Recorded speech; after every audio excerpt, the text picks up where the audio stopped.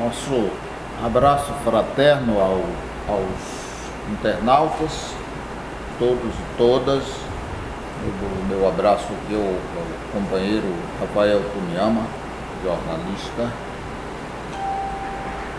Quero aproveitar o início da nossa live para agradecer uma vez mais os internautas, agradecer a curtida, pelos comentários, por compartilhar e também comentários. Agradecer também os que não concordam conosco, mas se estão com a gente dando a atenção e fazendo inclusive a crítica, isso é fundamental. E nisso ocorre a batalha de ideia respeitosa. De nossa parte será sempre assim. A Casa Vermelha é um espaço cultural do vereador Guilherme Sampaio, do Partido dos Trabalhadores, a quem, em nome aqui de todos do Mídia Livre, nós, eu e Rafael, vamos falar nesse momento, agradecemos imensamente. E nós vamos falar hoje sobre três assuntos que, ao nosso ver, são importantes e estão na ordem do dia. O primeiro assunto será a greve dos caminhoneiros brasileiros, que fizeram e continuam fazendo uma greve muito forte, sobretudo contra o governo dos golpistas, que aí estão incluídos os partidos PSDB, PMDB, DEM, Solidariedade e outros partidos de direitas que foram responsáveis pelo golpe e por levar o Brasil a esse caos que nós estamos vivenciando. Nós sabemos que a greve tem como um pano de fundo o problema do aumento sistemático e nunca visto no Brasil do petróleo e dos derivados do petróleo, o que gerou um problema muito grave para a sociedade brasileira, porque aumentou a gasolina, aumentou o diesel, o frete é feito em cima de caminhão, por isso, quando aumenta o diesel, aumenta também o preço das mercadorias e, além do mais, o gás de cozinha, que é fundamental para a vida das pessoas, principalmente as pessoas pobres, os trabalhadores e os desempregados. Mas também é verdade que há as empresas que fazem o frete e eles estão querendo aumento no preço do frete. Eu quero dizer que tenho informação segura de que muitas dessas empresas fizeram de forma terceirizada a contratação de caminhoneiros e de caminhão para fazer esse tipo de trabalho, de forma meio que precária. E para ganhar dinheiro, eles estão também inseridos na greve. Tem os caminhoneiros, que são fundamentais para o Brasil, são importantes, têm o meu apoio pessoal, porque eles estão lutando contra um governo mafioso, que tem relações obscuras com os Estados Unidos, inclusive para criar problema para a Petrobras, de desestabilizar o Brasil e os Estados Unidos seguir avançando na sua corrida estúpida e criminosa contra os países em desenvolvimento. Pode ser que um dia a gente fale um pouco desse tema, da ação perversa dos Estados Unidos contra os países em desenvolvimento. Mas também tem interesses obscuros de empresários brasileiros, desonestos. A outra questão que nós vamos também falar é da soberania nacional. O que é soberania nacional? Porque nós estamos enfrentando problemas a partir da venda de parte da Petrobras pelo PSDB, na época em que o Fernando Henrique Cardoso era o presidente do Brasil.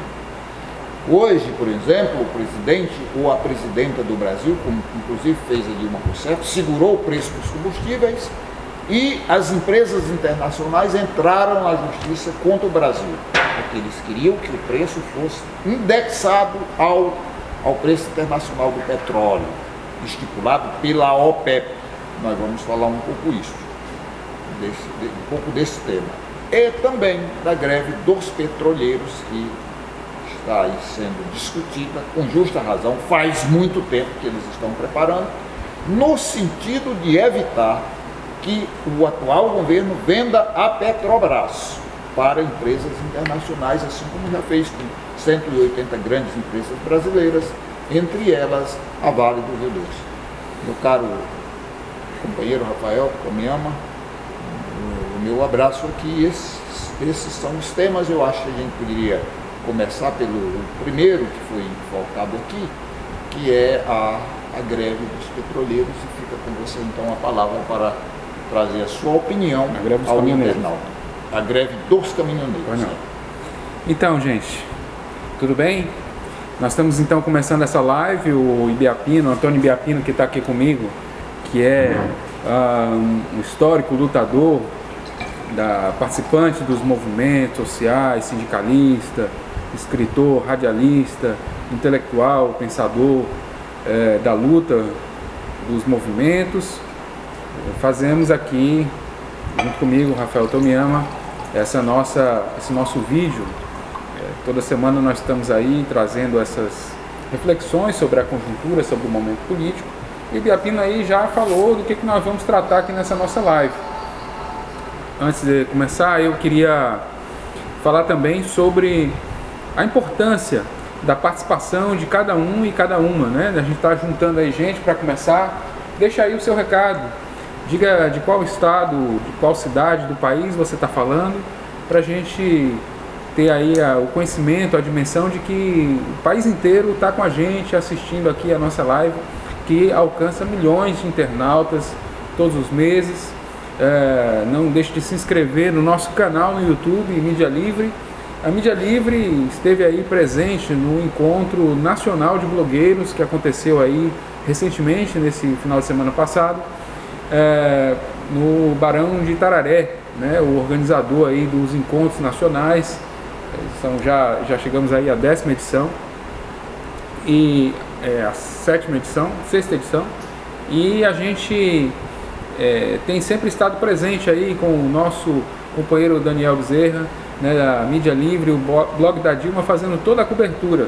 Você já viu aí ao vivo as transmissões aqui na página do blog da Dilma, e você vai ver também aí muito material que está sendo preparado aí para ser colocado nos próximos dias, já divulgando no canal do YouTube, né? Então você assiste e compartilha, porque foram bons debates tratando da questão das medidas do governo Temer, enfim, o combate, né, as medidas que têm sido implementadas pelo governo golpista no sentido de prejudicar o povo, a classe trabalhadora do nosso país, e como é que os blogueiros, né, ou seja, as pessoas que participam das mídias alternativas, como é que podem se organizar, como é que podem fazer para mostrar a verdade, além do que a imprensa golpista noticia, além do que a imprensa empresarial coloca todos os dias nas telinhas aí de todas as casas do país. E nós vamos fazendo aí a contra-informação e construindo a versão da luta do povo, né, dos movimentos sociais organizados. Então, continue participando, compartilhe aí os nossos vídeos, participe sempre, né, deixe seu comentário para que a gente possa aí interagir aí ao longo da nossa apresentação.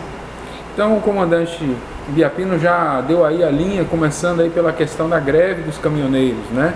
Primeira caracterização do movimento como sendo um movimento que envolve trabalhadores autônomos, motoristas do próprio caminhão, trabalhadores terceirizados, trabalhadores, né, do volante aí nas estradas, vivendo situações de risco, né, de segurança viária, questão da manutenção das estradas, a própria segurança nas estradas, em situações muitas vezes precárias de acomodação, de alimentação, né, e com jornadas extenuantes, e transportando, né, para o país inteiro mercadorias, né, garantindo aí o abastecimento de toda a sociedade, inclusive do próprio combustível, né, que explica em parte a crise que nós estamos vivendo hoje na economia nacional.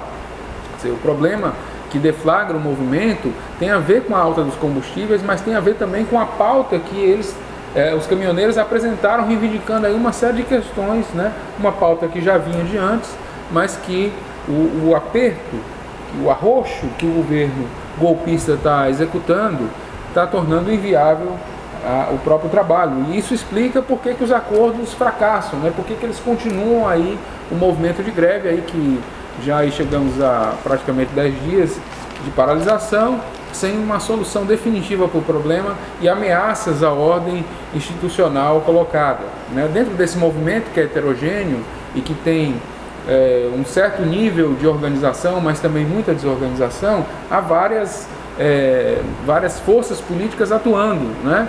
Então é muito comum se ver que o movimento é associado com ações que pedem uma intervenção militar no país, né? Mas nós sabemos que isso não é a totalidade do movimento. Isso é gente querendo se aproveitar do momento para defender essa bandeira estúpida, estapafúrdia, né? Quer dizer, quem não conhece a história do Brasil, quem não sabe das torturas, né? Da violência com que o Estado atuou, não foi simplesmente um tapinha, né? Como diz certo candidato, foram realmente perseguições, assassinatos políticos, né?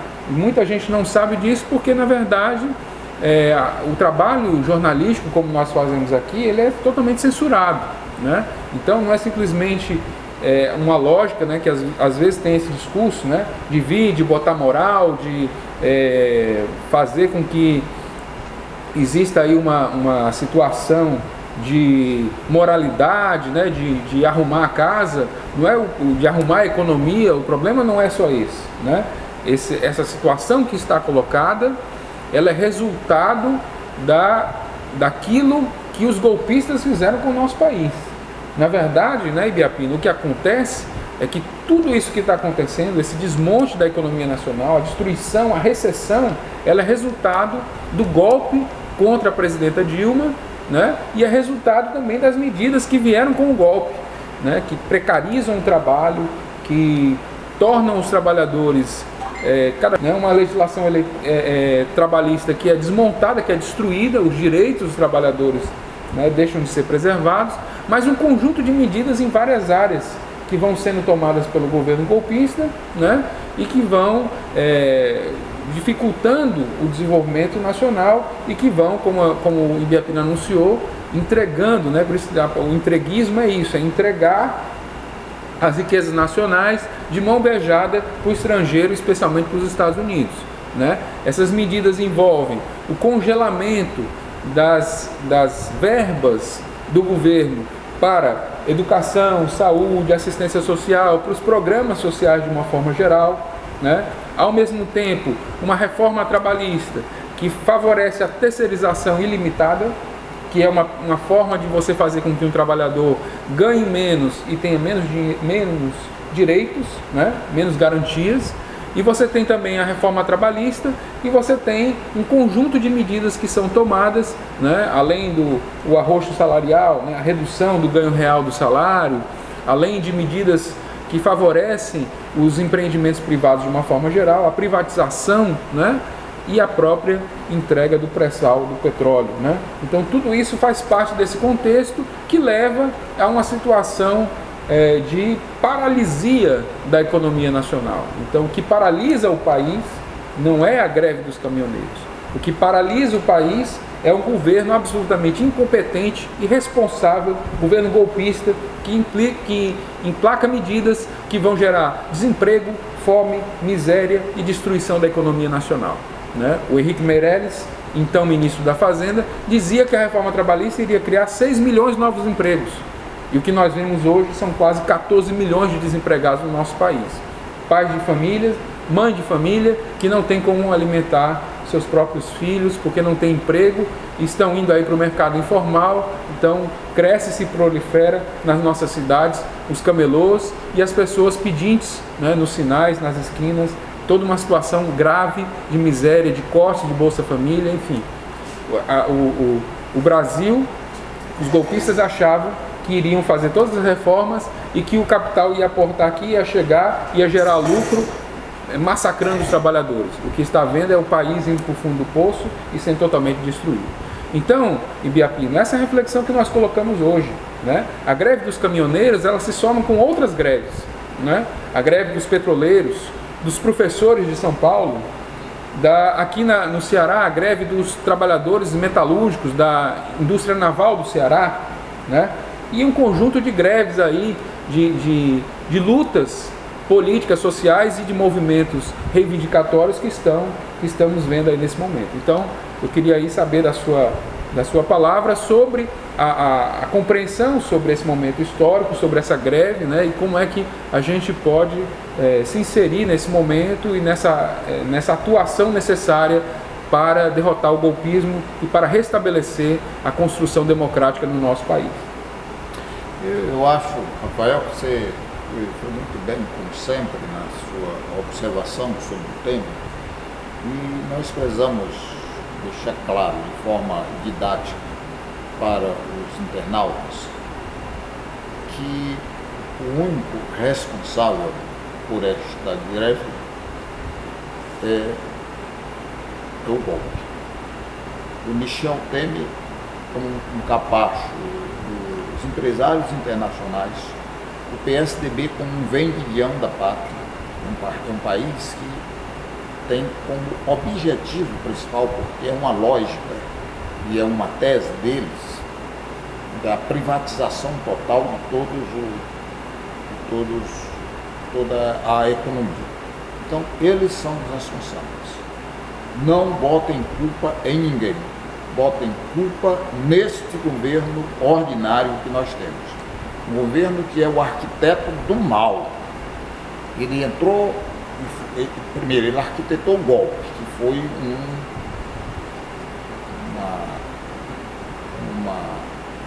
uma ação muito forte contra a democracia. E a democracia nós primamos por ela, porque a democracia é um bem supremo, é um bem civilizatório.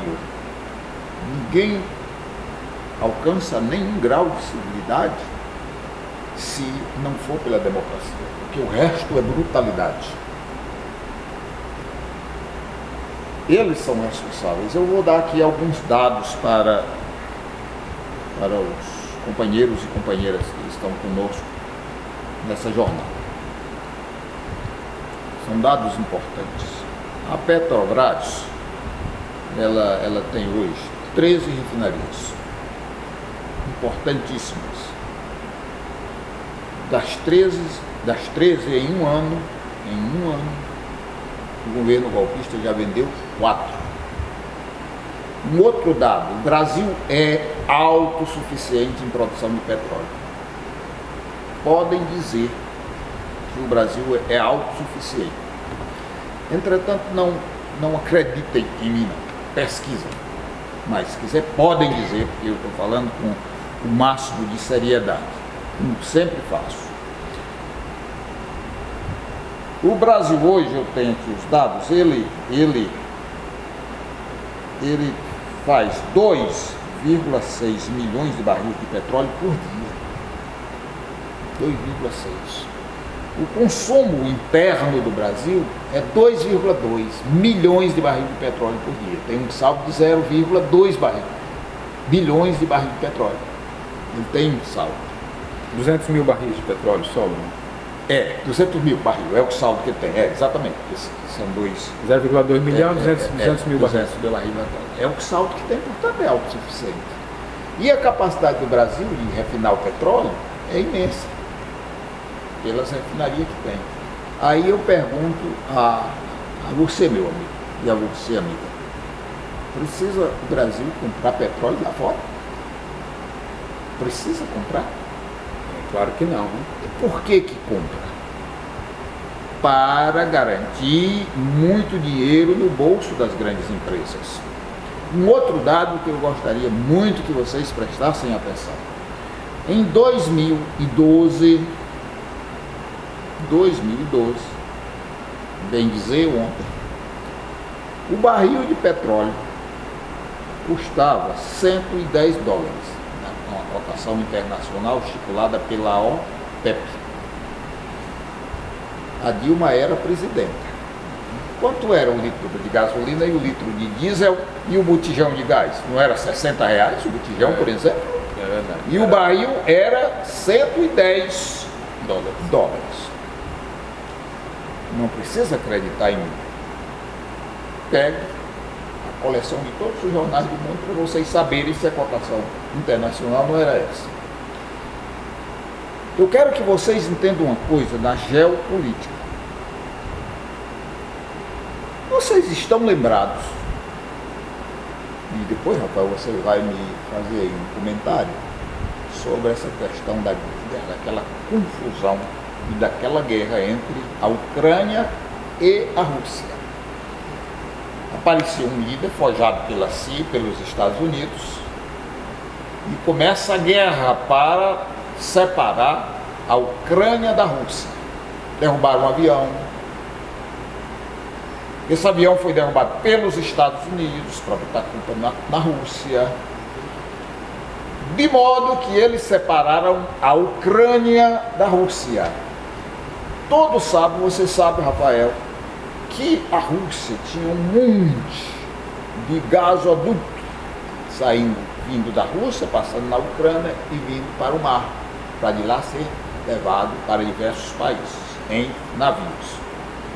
Quando separou, eles fecharam imediatamente para colapsar a Rússia. Vocês poderão perguntar, olha, mas nós estamos falando aqui do Brasil? Sim. Ocorre que essa ação dos Estados Unidos, da Arábia Saudita e de Israel era uma ação para inviabilizar a Rússia, o Brasil e a Venezuela. A Venezuela é o país que mais tem reserva de petróleo no mundo, segundo é a Arábia Saudita. A Rússia se salvou porque fez um acordo com a China.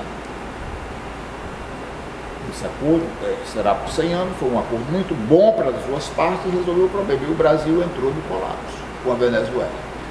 A rede de esgoto de comunicação disse o seguinte: o problema é da corrupção e é da Dilma. O problema aqui no Brasil. E o povo acreditou. E não estou dizendo que não teve corrupção, não. Teve. Tem que ser apurado e tem que punir, porque essa corrupção da Petrobras vem desde o dia que ela foi fundada. Provado por A mais B. Está errado, nós não concordamos com isso. Agora, nunca quebrou a Petrobras e também, nesse momento agora, não significou nada. O que significou para proporcionar um prejuízo contábil à Petrobras foi exatamente a queda do barril de petróleo quando acontece essa ação dos Estados Unidos, que eu já expliquei aqui, no caso da Ucrânia e da Rússia, e aí eles baixaram o barril de petróleo. Sabe para quanto? Se souber, pode dizer. Se você não tem decorado aí. Não sei não. 27 dólares o barril de petróleo. Amigo, se você tinha um barril de petróleo que custava 110 e baixa para 27, imagina o tamanho do prejuízo que teve a Venezuela, porque a Venezuela sobrevive muito do petróleo, que é o que ela tem muito. E o Brasil que começava a avançar porque descobriram o pré-sal. A rede de esgoto de comunicação não diz isso para você não. Pesquisem o que eu estou dizendo. De modo que nós estamos submetidos a uma crise sem precedentes em virtude do mercado internacional intervir exatamente nas economias que começam a se desenvolver. E daí é uma quebra de soberania imensa, porque quando os empresários que compraram a Petrobras na época do Fernando Henrique Cardoso entram inclusive num tribunal internacional para obrigar a presidenta Dilma a aumentar o preço do petróleo, porque ela não aumentava, aí não é mais o Brasil que determina. Quem determina é o estrangeiro. Por isso perde soberania. Por isso, imbecis, privatizar só beneficia o empresário grande, não é o pequeno não. É o empresário internacional.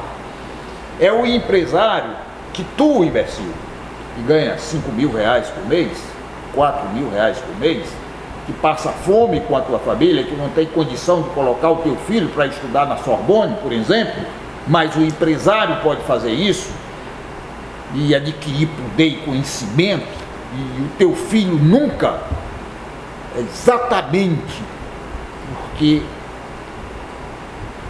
quando, por exemplo, a privatização, vocês estão defendendo o privilégio de quem já é privilegiado, enquanto os filhos de vocês, se tiverem um problema de saúde, fica lá no hospital, no corredor do hospital, sendo tratado como verdadeiro animal, humilhado.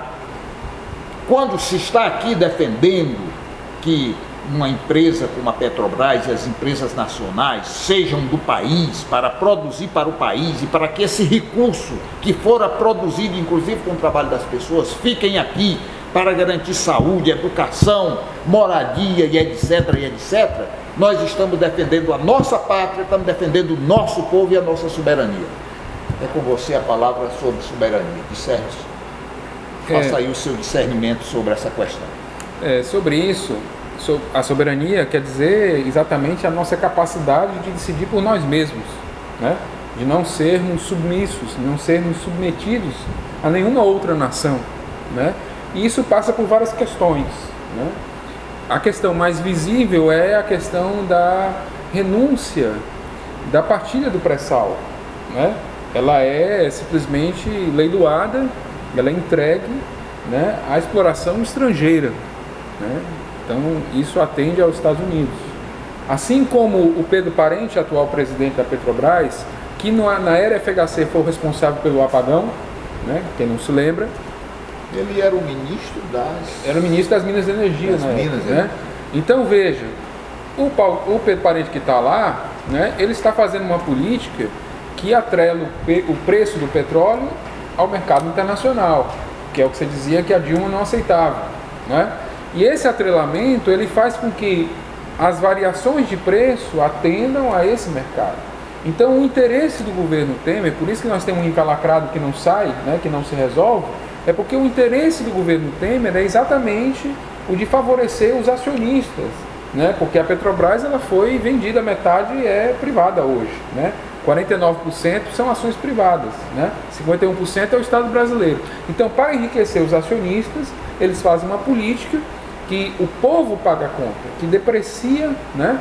E aí tem uma armadilha, e a armadilha é exatamente essa questão dos impostos. Nós vivemos hoje um modelo econômico... Deixa eu dar uma explicação rápida do que o Rafael disse. Veja bem, está aqui o petróleo. Aqui o petróleo. Esse litro de petróleo, ele, vamos dizer que se a Petrobras fosse somente brasileira e ele fosse vendido por R$2, estou dando um exemplo hipotético. Ele era brasileiro, foi vendido por R$2 e ninguém lá de fora tinha nada a ver com isso. Ocorre que o Rafael disse aqui para vocês que o acionista, ou seja, quem comprou a ação da Petrobras, que mora nos Estados Unidos, na Inglaterra e na Alemanha, por exemplo, em outro país, ele chega para o presidente e faz uma grande pressão. Eu não quero que isso aí seja vendido para os brasileiros por R$2. Eu quero que seja vendido por 4, porque se vender por 4, meu lucro aumenta. Quando a empresa é nacional, ela está preocupada com a sua vida, com a vida do cidadão daquele país. Quando ela passa a ser privada, ou seja, de uma empresa particular, ele não quer saber de cidadão de país nenhum, ele quer saber se o dinheiro entra no caixa da empresa. Foi isso que o Rafael disse. Me desculpe eu fazer aqui esse intervalo para explicar isso. Obrigado, boa explicação. Quero deixar isso claro para as pessoas entenderem. É porque a gente vai falando o preço do petróleo e as pessoas às vezes não entendem, né? Elas acham que o problema está no imposto, né? E aí é que entra a questão. É também um probleminha, mas esse é insignificante. Não, eu diria que é um grande problema na medida em que o imposto ele tem duas partes. Ele tem um imposto sobre consumo que todo mundo paga, né? E tem um imposto sobre a renda, né? E o imposto sobre a renda, o problema não é porque nós pagamos muito imposto, é porque os ricos não pagam, né? Os ricos não pagam imposto sobre dividendo, que é o lucro das empresas. Os ricos não pagam imposto sobre bens de consumo de alto luxo, como iates, né, helicópteros, esse tipo de coisa. E os ricos também, eles não pagam um imposto em relação às fortunas. As grandes fortunas, elas têm uma taxação mínima. Então, em relação a outros países, né? Então, como os ricos pagam um pouco imposto, né, a grande massa do povo trabalhador tem que pagar mais imposto. E paga descontado na fonte, no seu salário, no que tange a renda, porque o imposto que tange ao consumo atinge a todos. E como atinge a todos, ele é injusto, porque o pobre tem que pagar o mesmo, né, naquilo que ele consumir do que qualquer renda. O mesmo percentual, né? Então, esse problema tributário brasileiro é uma parte da questão. E a parte da questão que tem a ver com uma outra dimensão maior, que é a questão do desenvolvimento nacional. Qual é o projeto para o país? Porque o governo golpista não tem projeto de desenvolvimento do país. Tem um projeto de lapidar, de rapina, de roubo do país, né? De ganhos, né, astronômicos privados, às custas da riqueza que é produzida por todo o povo. Essa é a questão, né? Então, nós temos hoje no Brasil uma matriz energética que é dependente do petróleo, que é uma riqueza finita, né? E que está submetida a tudo nesse jogo, né? Nós temos hoje uma situação que o país, o grande transporte, a grande maior parte do transporte de cargas foi renunciado a fazer por ferrovias ou mesmo hidrovias, né? Lá atrás, lá nos governos militares, passando por toda a era democrática até chegar ao dia de hoje. Se privilegiou as rodovias, que é um transporte caríssimo, né? É um transporte que tem seus riscos, né? Em que a mercadoria que poderia ser transportada numa ferrovia a um custo muito menor é transportada através de caminhões, né? Então, nesse modelo de desenvolvimento nacional, a própria questão ambiental ela é secundarizada, porque o custo ambiental dessas decisões é muito forte. A emissão de carbono, a emissão de gases poluentes e causadores do efeito estufa, né, com esse modelo baseado no petróleo e transporte de carga rodoviário, ele é altíssimo, ele é altamente degradante. E o Brasil tem ou tinha compromissos internacionais, acordos internacionais firmados em relação à redução das emissões de gases causadores das mudanças climáticas. Esse é um aspecto do problema, porque a grande questão hoje é que a lógica do golpismo em Ibiapina, ela é uma lógica privatista do Estado. Ela é uma lógica que privatiza o Estado. A lógica que os movimentos sociais, que os sindicatos, as lutas populares colocavam era a necessidade de desprivatizar o Estado. Essa desprivatização ela passa primeiro pela questão patrimonial. Uma herança do colonialismo é o Estado que se confunde o que é público com o que é privado, né? Daí a corrupção. O uso do aparato do Estado para atender a fins particulares, que é a lógica que tem toda a cena histórica, né? E na medida em que os poderosos, a classe dominante, vai perdendo o controle dessa situação, né? Que você vai tendo uma maior uniformidade, uma maior democracia, uma maior distribuição de riqueza, ela sabe que ela está perdendo esse espaço de que o Estado seja utilizado para fins privados. Os fins privados que eu estou falando são as grandes empreiteiras, as grandes riquezas nacionais se apropriam do Estado para seu próprio usufruto. Isso passa pela burocracia estatal, que muitas vezes utiliza indevidamente a máquina do Estado, mas passa também pelos grandes empreendimentos, os grandes interesses que querem mamar, né, no Estado para seus ganhos, para manter seus ganhos, para favorecer seus negócios, né, e os seus ganhos privados, explorando a classe trabalhadora. Então você veja, as medidas desse governo golpista, elas são claramente privatizacionistas, né, em vários sentidos. Por exemplo, quando se desmonta o Sistema Único de Saúde, o SUS, né, que aí vem o discurso da burguesia para acabar com os impostos, que são os que sustentam o Sistema Único de Saúde, né? Eles detonam os hospitais, eles detonam as condições de atendimento, eles sufocam e enfraquecem o Sistema Único de Saúde. O que favorece? Os hospitais privados, né? A rede de atendimento que tem negócios na área privada, a rede de farmácia, a rede né? Todo esse acaba com a farmácia popular, acaba com o Bolsa Família, favorece os hospitais, porque o Bolsa Família... As pessoas já ganham pouco, mas se obrigam pela onda a fazer um plano de saúde, tira parte significativa do seu salário para pagar um plano de saúde. O plano de saúde aí tem a ver com o dono do hospital, se ele conseguir, por exemplo, 20 mil, 50 mil pessoas que comprou o plano de saúde, ele vai ganhar dinheiro a custa exatamente do sofrimento daquela pessoa que foi trabalhar, que ganha pouquinho, mas ainda assim diz, eu vou ter um plano de saúde particular. É isso, essa é a lógica que é perversa. E esse plano de saúde, ele tem ainda certas doenças que não são tratadas, né? E tem certos níveis. Se você paga pouco, você tem direito à enfermaria. Se você paga mais, você tem direito a um quarto reservado.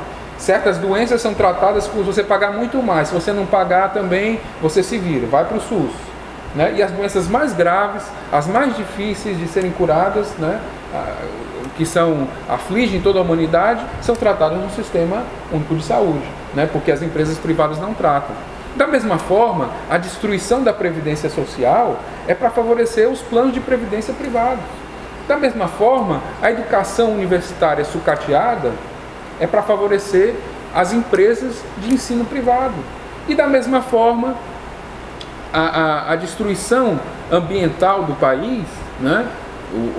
A indicação política nos órgãos ambientais, para fazer política com os órgãos ambientais, como agora está tendo também a greve do pessoal do ICMBio, né? Do Instituto Chico Mendes, assim como a não rotulagem dos transgênicos, assim como a liberação dos agrotóxicos, né? Todo o ataque que está sendo feito na área ambiental é para favorecer os interesses dos ruralistas e do capital privado. Então tudo no nosso país está na lógica da privatização do Estado. Não só pela privatização, também pela privatização das empresas. A entrega da energia, um setor estratégico nacional, para empresas estrangeiras multinacionais ligadas ao capital rentista. A dívida pública explode, não é? Você tem um comprometimento aí de mais de metade do PIB do país com o pagamento da dívida, juros, né? E para pagar esses juros, o povo paga a conta. Todo o dinheiro que a gente paga é usado não para favorecer o próprio povo. Então o problema não está nos impostos, o problema está no uso que é feito deles para favorecer os interesses do capital. Então essas lutas é que são os problemas, e aí hoje a luta dos caminhoneiros, ela se encontra nessa encruzilhada. Porque baixar os impostos, tirar os impostos, vai ter novos aumentos que vão suplantar essa retirada. E aí o povo ficou sem dinheiro para investir na educação, na saúde e na assistência social. Essa é a questão que nós estamos colocados hoje para o nosso país. É isso que nós precisamos conversar com o povo, conversar com os caminhoneiros, conversar com os petroleiros, conversar com toda a população, esclarecer, porque as pessoas estão muito desinformadas ou estão recebendo muitas informações deformadas, né, sobre tudo isso. E nós aqui, com a nossa mídia livre, eu, Rafael Tomiyama, e o meu amigo, companheiro Antônio Biapino, fazemos parte daqueles que lutam para esclarecer o povo e para construir melhor esse entendimento. Por isso nós estamos aqui fazendo a nossa live e a gente conta com vocês, compartilhando e divulgando aí o nosso pensamento, o nosso trabalho, debatendo, né, criticando, mas principalmente pensando juntos quais são as saídas que a gente pode encontrar para o nosso país. Não é isso, Biapino? Exatamente. E eu peço aqui para os amigos e amigas compartilharem e também comentarem e nos ajudarem, se vocês concordarem, é claro. Eu peço repetidas vezes, porque água mole com pedra dura, tanto bate até que fura. Entendam isso. E quero aqui agradecer, em nome do Mídia Livre, do comandante Daniel, o grande avanço que nós tivemos graças a vocês. Acho que em relação a esse tema da soberania, nós já trabalhamos aqui um pouco, já conceituamos alguns pontos fundamentais disso, creio que ficou bem entendido. E acho que agora nós iríamos, já partindo para finalizar, debater duas questões. A primeira é essa questão da crise do capitalismo, crise internacional do capitalismo, e fechando com a greve dos petroleiros.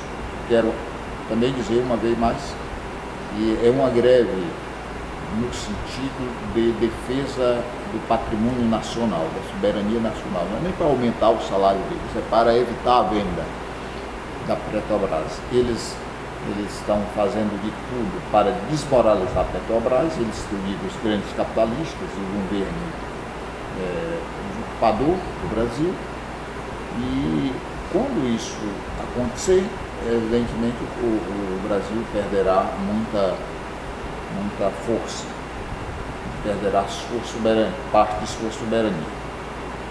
Mas assim, em relação à crise internacional do capitalismo, em minha opinião, e gostaria que você desse aí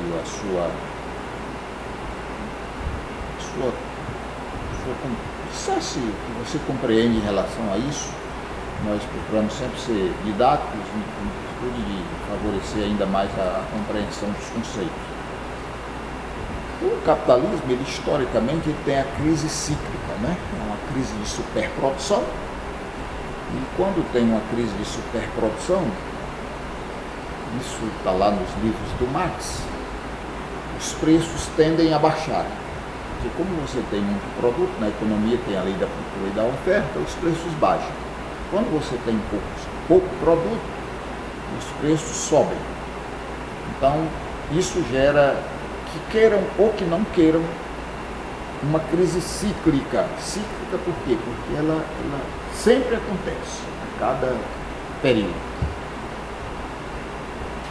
Hoje tem um outro fator que gera também crise, que é a financiarização da economia.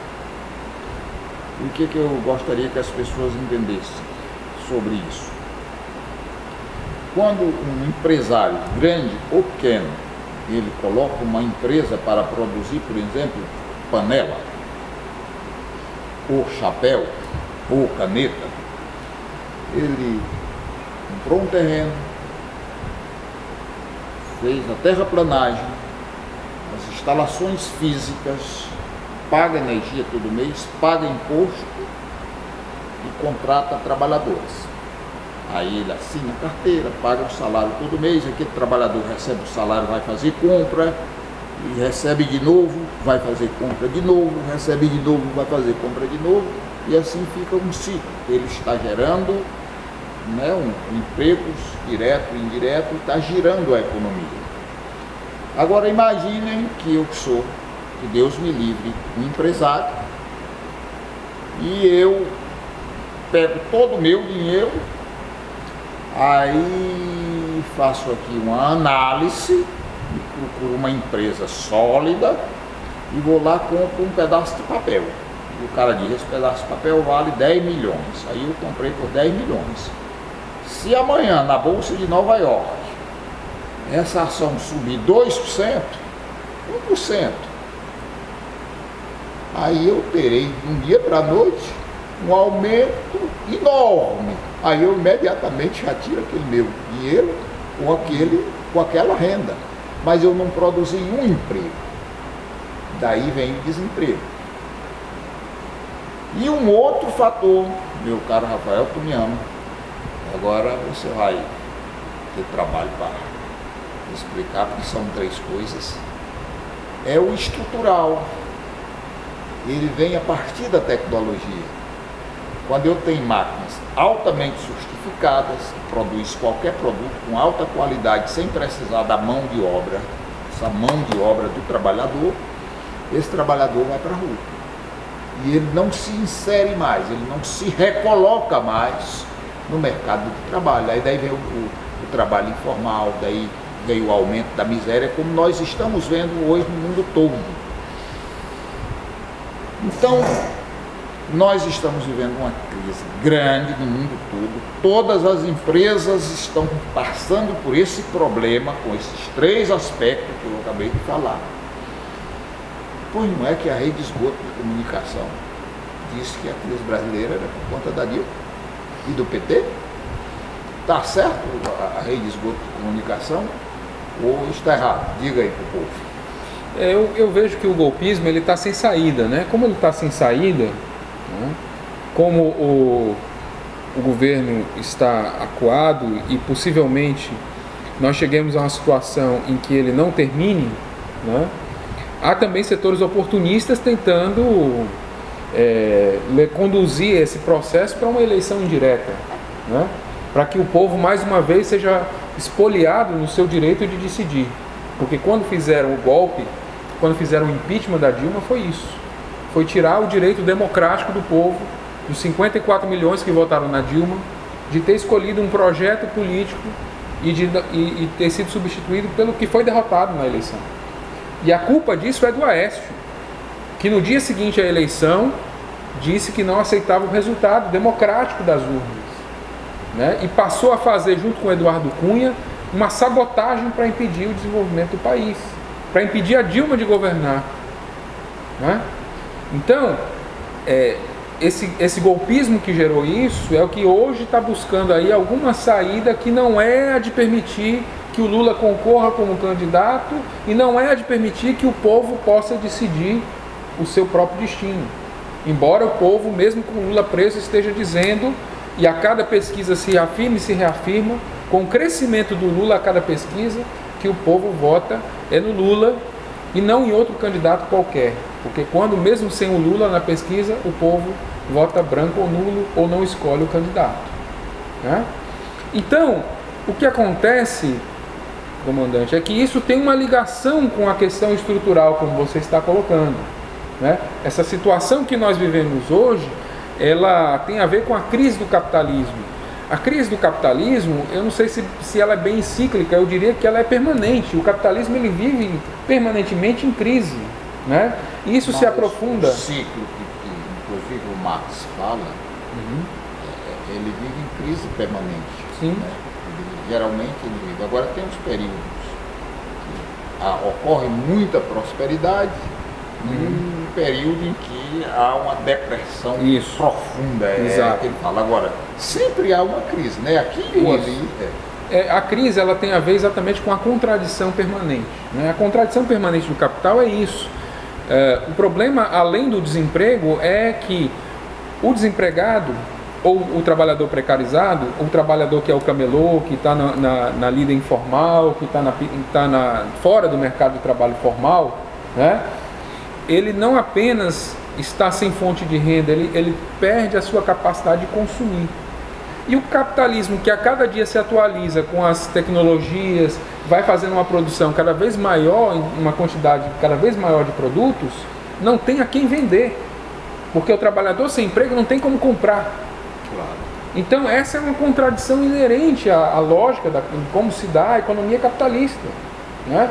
E nesse sentido, dessa desestruturação que acontece, então você tem as crises de superprodução. E aí há os teóricos que afirmam que vai existir solução tecnológica para tudo, né? Então a destruição do planeta hoje que acontece, né? A destruição das próprias reservas produtivas, o capitalismo ele vai devorando tudo, as florestas, os minérios, a água potável, tudo, e vai deixando o povo sem nada, né? Ou melhor, deixando um rastro de destruição para trás, né? Nós exportamos a nossa água, nós exportamos fruta, nós estamos exportando água, né? Nós estamos exportando terra, nós estamos exportando nosso trabalho, né? E isso tudo vai para fora ser consumido nos grandes mercados de consumo, né, de outros países. Então, tem gente que acha que vai haver uma solução mágica tecnológica para isso, que nós vamos habitar outros planetas e que isso vai resolver as contradições, né? E esse é o problema hoje que nós vivemos, porque a situação concreta é hoje. E hoje o povo tem que dizer, o povo tem que se levantar para isso, né, para dizer isso. E nesse sentido, os petroleiros estão nos dando uma lição, né?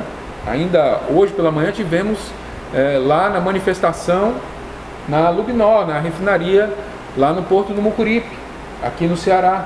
E em todo o país estão havendo manifestações nos vários locais, né? E nos próximos dias, essa greve na Petrobras, ela se soma a outros movimentos, né? Não só porque há um problema de achatamento salarial. Nós temos hoje uma possibilidade de extinguir a Petrobras. depois de toda a nossa história, que tentaram de todas as formas destruir a Petrobras, e teve a campanha do petróleo é nosso e tudo isso, né, para defender a empresa, defender a soberania nacional a partir da nossa capacidade de autonomia, a Petrobras está sendo destruída. E o problema de destruir a Petrobras, né, que é uma questão de tempo, porque o petróleo vai acabar mesmo, não é o problema em si da perca financeira para o país ou mesmo para o Estado. É o problema do que nós fazemos com essa riqueza, de como ela poderia estar patrocinando o desenvolvimento de uma nova nação, né? Aquilo que os golpistas destruíram, que era deixar reservado lá uns tantos por cento, 10% para a educação e para a saúde, que foi destruído, né? Poderia estar patrocinando uma nova geração de pesquisadores, de gente capacidade de mão de obra qualificada, de gente com outro padrão de vida. O país estava marchando nesse sentido para ocupar as cabeças do grande desenvolvimento internacional, junto com a China, com a Rússia, com outros países, né? Melhorando a vida do brasileiro. Isso, né? E aí, quando você tem mais conhecimento e mais dinheiro, o nível de salário é maior, a pessoa pode comprar mais, aí gera mais imposto para o governo, mais investimento de volta para as pessoas. É o ciclo favorecido pelo próprio desenvolvimento. Isso foi destruído pelo golpe. E tem gente que não percebe, né, que bateu panela e tudo, que não percebe que isso atende aos interesses dos Estados Unidos. Que isso existe exatamente para fazer com que o país volte a se submeter como sempre foi, como era na era FHC, que era subalterno do governo Clinton. É isso que querem para o nosso país. E é isso que nós não podemos aceitar. Por isso, nós temos que reforçar a greve política das categorias. Nós temos que construir no nosso país uma grande greve geral para dizer, em alto e bom som, que nós não aceitamos essas medidas, que o povo do Brasil quer de volta a democracia, quer de volta um Estado que respeite o direito de nós sermos uma das grandes economias mundiais, né? E a nossa capacidade de desenvolvimento preservada num projeto nacional, numa nova Constituição. E isso nós podemos ter com a candidatura e a eleição do presidente Lula, a eventual eleição do presidente Lula. Nós acreditamos nisso, nós que somos do Mídia Livre, estamos aqui defendendo porque acreditamos nessa possibilidade e nessa capacidade do nosso país. E queremos aqui convocar todos os nossos companheiros e companheiras internautas que estão nos acompanhando a fazermos mais do que assistir e fazer vídeos. Nós temos que estar nas ruas, nas lutas, fortalecendo os comitês pela democracia e pelo direito de Lula ser candidato em cada bairro das nossas cidades. Nós temos que construir isso concretamente, convidar as pessoas para fazer essa conversa. Conversar no ponto de ônibus, conversar nas escolas, conversar na vizinhança, chamar o povo para reforçar essa luta. Então é muito importante, Biapino, que a gente possa enxergar esse projeto nacional, possa fazer a crítica política do momento e possa encontrar a saída democrática para a defesa do desenvolvimento do país. Eu queria aqui abordar duas questões rápidas. A primeira delas é pedir o apoio e a responsabilidade social de todos os sindicalistas brasileiros, de todos os militantes do povo nesse país continental, para contribuírem em relação ao apoio à greve dos petroleiros. E é como o Rafael disse, e eu afirmo também, e eles mesmos estão dizendo, uma greve política. Por que é uma greve política? Não entendam pelo viés da estupidez. Greve política? É coisa de política.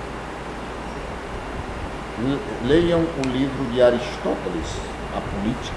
O Aristóteles diz, inclusive no primeiro capítulo do livro, que toda nação é uma espécie de associação. Quando qualquer um de nós estivermos trabalhando,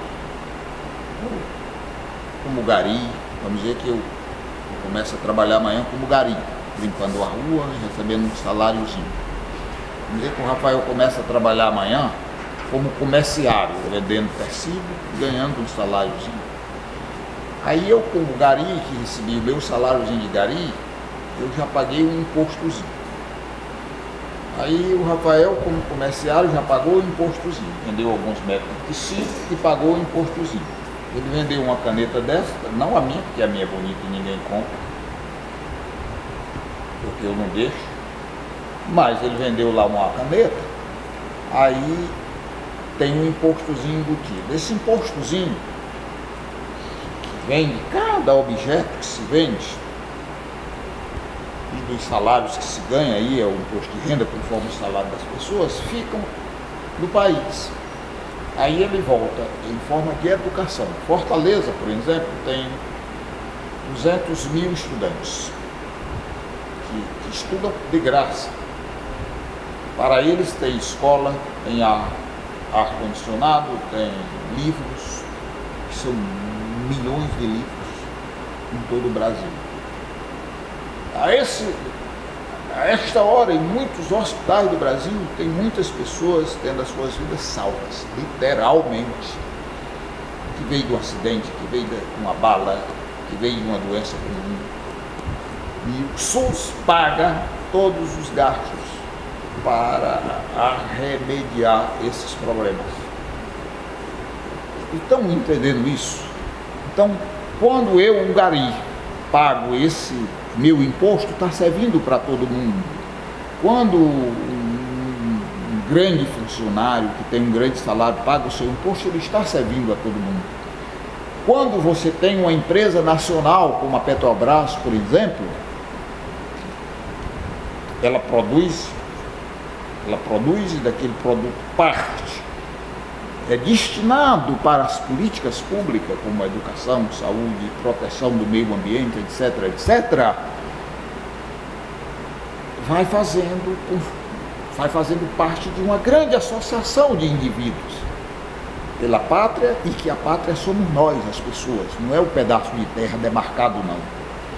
Entendem isso? Então, uma greve política, nesse sentido, dos brasileiros politicamente conscientes, compreender a importância dessa empresa e proteger essa empresa. Compreendido? Quero dizer aqui por último, eu vi a Rede Globo, que é rede esgoto de comunicação, não é que lá em casa você assista isso, é que você está no restaurante, ela está lá transmitindo. Quase todo dia eu almoço olhando para ela, porque a televisão é do dono do restaurante, eu não posso nem falar, imagine desligar. A rede de esgoto de televisão mostra todo dia, olha aqui a Venezuela, milhões de pessoas, milhares de pessoas vindo para o Brasil por conta de um governo espúrio e pau no Maduro. Ela só diz isso, e as pessoas estão vendo aquele monte de gente ali, rapaz, é verdade mesmo. Eu acho que a greve dos caminhoneiros dará uma lição para os ignorantes. Eu estou falando para vocês não, viu, gente? Vocês são nossos parceiros. Estou falando para os ignorantes. Uns 7 dias, Rafael, de greve, juntando as empresas que estão também boicotando o Brasil. O governo pediu o pinico. Várias cidades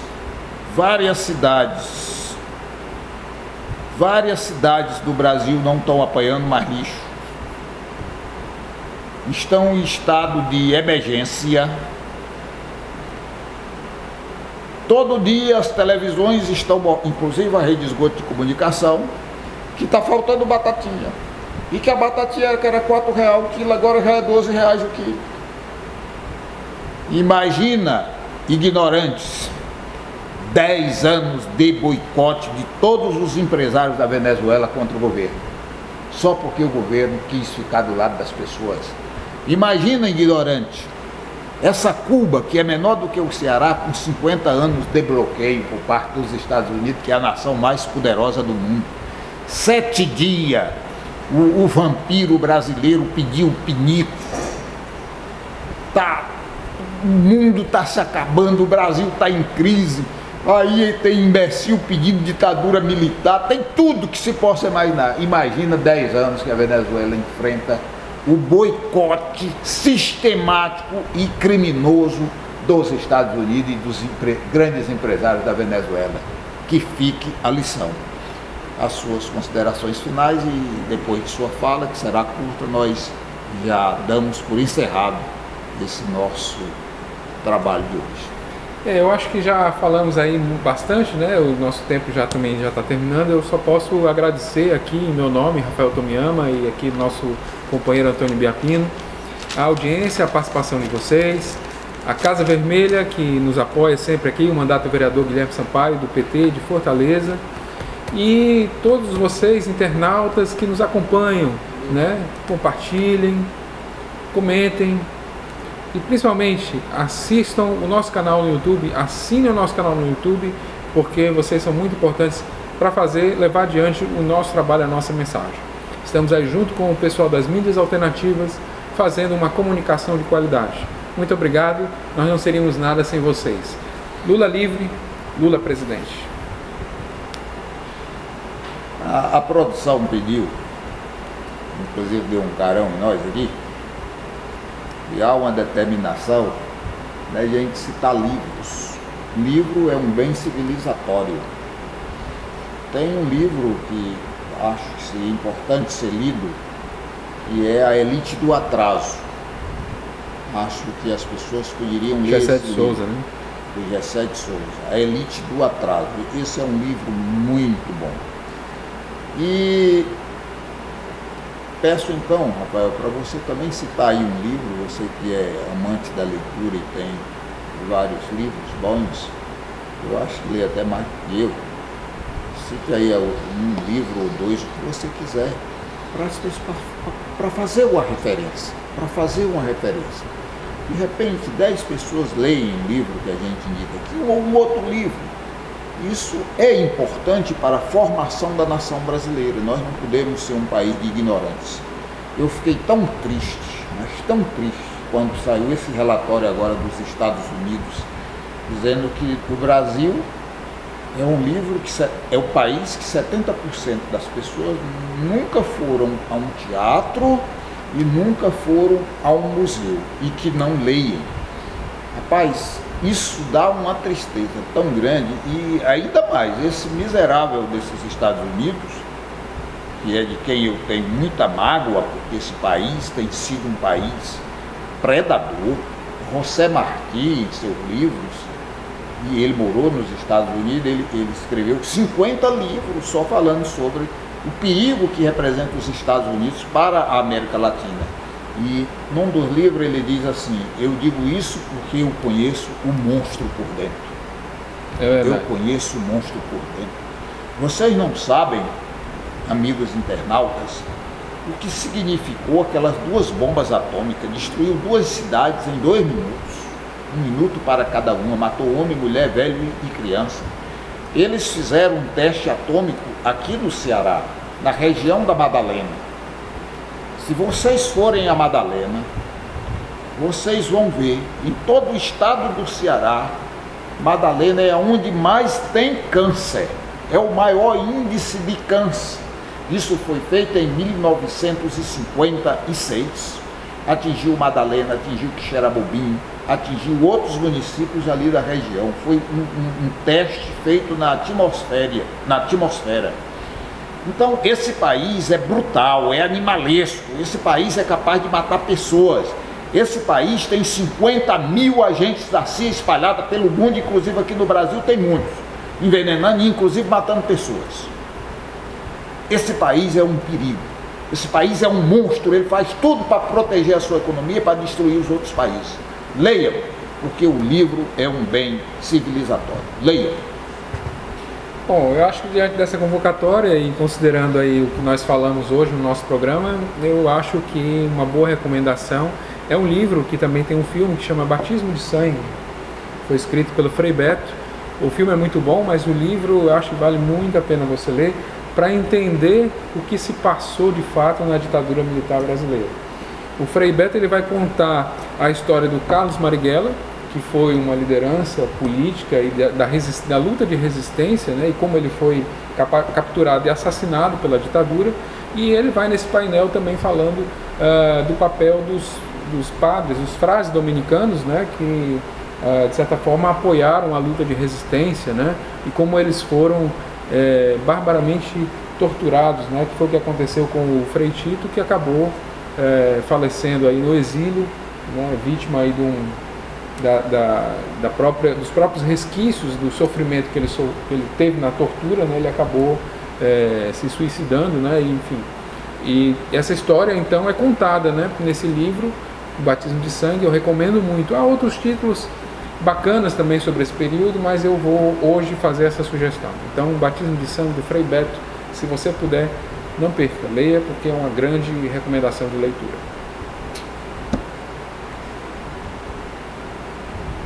Você acaba de assistir mais uma produção da Mídia Livre. A Casa Vermelha apoia a mídia livre. Apoie você também. Curta, compartilhe, comente, ajude a democratizar as comunicações no nosso país. Até a próxima.